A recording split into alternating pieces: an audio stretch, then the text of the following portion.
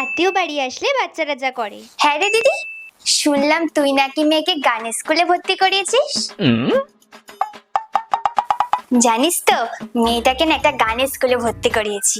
আচ্ছা, মেয়েকে আবার গান শেখাচ্ছে। এ মনা, মাসিকে একটা গান শোনা না। মা, আমি এখন গান করতে পারবো না। এই মাসি, এতদিন পরে এসেছে, একটা গান শোনাতে পারছিস না? কর একটা গান কর। হ্যাঁ গুগলি মাসি, করছি। আমাকে তো ভালোভাবে গান শেখায়নি। ঠিক আছে, আমি যেটা শিখেছি নিজে নিজে সেটাই তোমাকে শোনাচ্ছি। আর দুষ্টু কোকিল ডাকে রে কুক কুক কুক।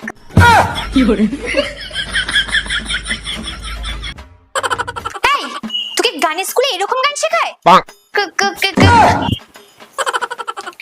আচ্ছা বোন, আজকে তাহলে আমাদের বাড়িতে থেকে যা।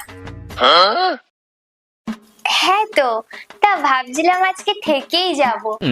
না না গুগলি মাসি, তুমি এই বাড়িতে থেকো না। তুমি থাকলে না মায়ের অসুবিধা হয়।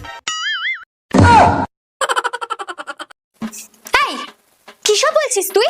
আর কেন মা, তুমি তো বলছিলে গুগলি মাসি আসলে নাকি এটা খাবো সেটা খাবো, তুমি এটা রান্না করবে সেটা রান্না করবে, সারাদিন তোমার রান্নাঘরেই কেটে যায়, তাই তো তুমি পছন্দই করো না।